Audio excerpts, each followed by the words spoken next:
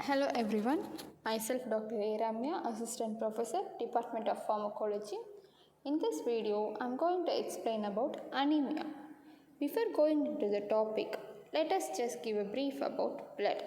Blood is a fluid connective tissue. It circulates constantly around the body, propelled by pumping action of the heart, and it also transports oxygen, nutrients, hormones, heat, antibodies, and cells of the immune system, clotting factors, and waste. Coming to the anemia, it is a disorder of the blood. There are various disorders of the blood like erythrocyte disorder, leukocyte disorder, and hemorrhagic disease, whereas anemia comes under erythrocyte disorder. Coming to the introduction, anemia is nothing but it is the inability of the blood to carry enough oxygen to meet body needs. Usually, this is because there are low hemoglobin levels. Sometimes it is due to the production of insufficient hemoglobin. So, there is not enough hemoglobin available to carry sufficient oxygen from lungs to supply the needs of the tissues. It occurs when the rate of production of mature cells entering the blood from the red bone marrow does not keep pace with the rate of hemolysis. The classification anemia is based on impaired erythrocyte production and increased erythrocyte loss is of two types. So coming to the impaired erythrocyte production, it is iron deficiency, megaloblastic and hypoplastic anemia. And when there is increased erythrocyte loss, it may lead to hemolytic anemia, normocytic anemia. Common signs and symptoms of anemia are they are related to the inability of blood to supply bloody cells with enough oxygen and may represent adaptive measures. So, tachycardia is the common symptoms. The heart rate increases to improve blood supply and speed circulation. Palpitation, that is an unawareness of the heartbeat. Angina pectoris, that are caused by increased effort of overworkload. Breathlessness or exertion. When oxygen requirements increase, respiratory rate and effort rise in an effort to meet greater demand, followed by fatigue, headache, yellowish skin, irregular heartbeats, chest pain, cold hands, dizziness, leg cramps, and insomnia. These are all the signs and symptoms of anemia.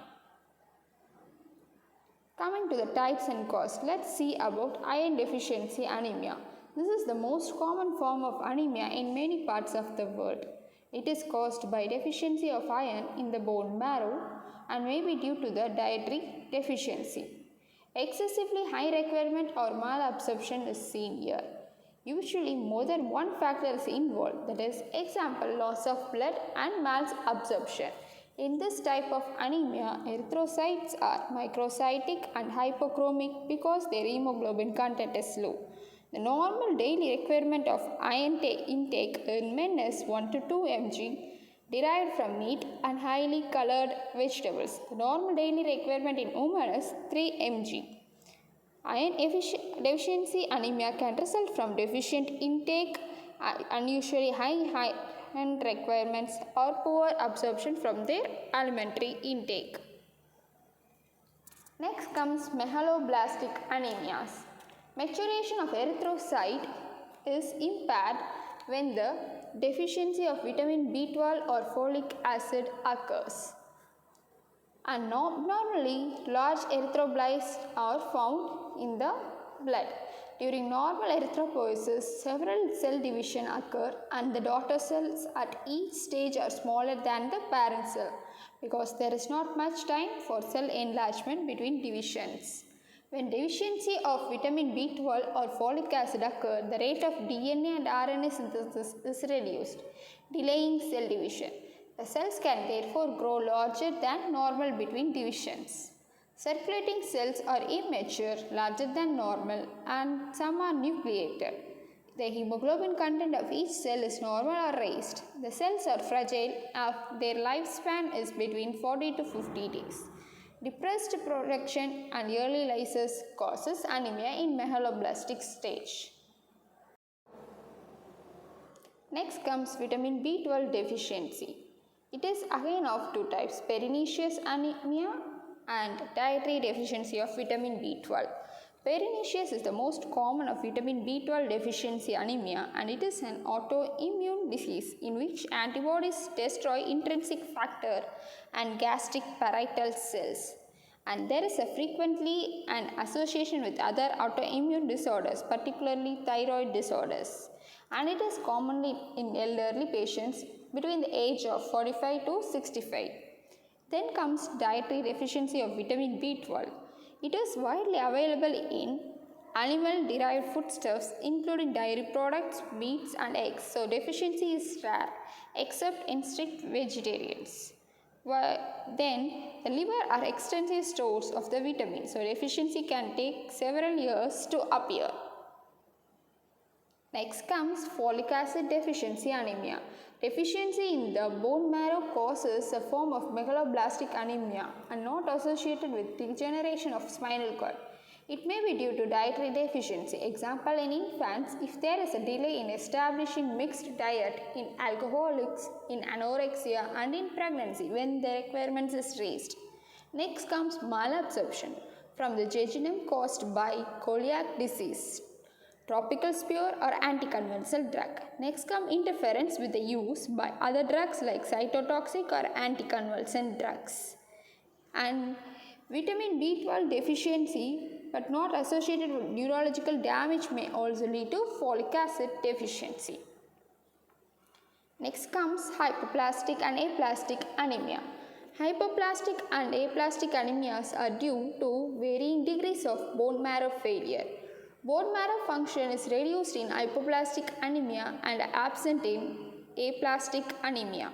Since the bone marrow produces leukocytes and platelets as well as erythrocytes, leukopenia, that is low blood white cell count, and thrombocytopenia, that is low platelet count, are likely to accompany diminished red cell numbers. When all three cell types are low, the condition is known as pancytopenia and it is accompanied by anemia, diminished immunity and a tendency to bleed. Next comes hemolytic anemia. These occurs when the red cells are destroyed while in circulation or are removed prematurely from the circulation because of the cells are abnormal or the spleen is overactive. Congenital hemolytic anemia, in these diseases, genetic abnormality leads to the synthesis of abnormal hemoglobin and increased red cell membrane friability, causing to reducing cell oxygen carrying capacity and lifespan. The most common forms are sickle cell anemia and thalassemia. Coming to the treatment. Just like the causes of anemia, there are numerous treatments for it. Treatment you require to depend on the cause for anemia include supplements like iron, folate, vitamin B12 and blood transfusion, and there is chemotherapy and splenectomy. After that, we will just give a brief about sickle cell anemia, that is the abnormal hemoglobin molecules become mishapen when the deoxygenated and making the erythrocyte sickle shape. A high proportion of abnormal molecules making sickling permanent. So the lifespan of cell is reduced by hemolysis. Sickle cell do not move smoothly through the small blood vessels. This tends to increase viscosity of blood, causing reduced rate of blood flow, leading to intravascular clotting, ischemia and infarction. Next comes thalassemia. There is a reduced globin synthesis with reluctant reduced hemoglobin content production and increased friability of the cell membrane, leading to early hemolysis. Severe cases may cause death in infants or young children. Coming to the acquired hemolytic anemias, chemical agent, the autoimmunity and blood transfusion may cause, that is, these substances cause early or excessive hemolysis in chemical agents, whereas autoimmunity, the disease of the individual make antibodies to their own red cell antigen, causing hemolysis. Coming to the blood transfusion, their reaction to the individuals do not normally produce antibodies to their own red cell antigen. If they did, the antigen and antibody would react and causing clumping, lysis of erythrocytes. Then comes normocytic normochromic anemia. In this type of cells, the normal cells are normal, but the numbers are reduced and the proportion of reticulocytes in the blood may be increased as the body tries to restore erythrocyte numbers to normal. This occurs in many chronic disease conditions, example chronic inflammation following severe hemorrhage in hemolytic disease. Thank you.